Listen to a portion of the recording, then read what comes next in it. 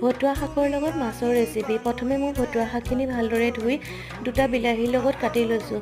মাছখিনি নিমখ হালধি সানি লৈছোঁ।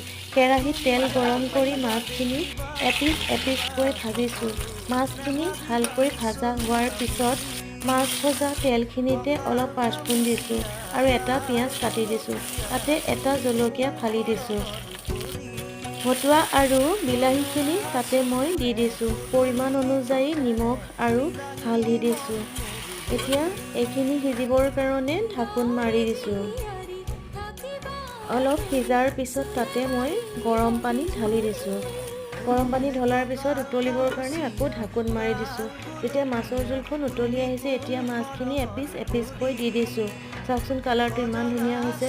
আপোনালোকে বাৰু ভতুৱা শাকৰ লগত এনেকৈ মাছৰ জোল বনাই খাইছেনে? যদি খাইছে কমেণ্ট কৰি জনাবচোন দেই। আজিৰ ৰেচিপিটো কেনেকুৱা লাগিল আপোনালোকে জনাবলৈ নাপাহৰিব দেই।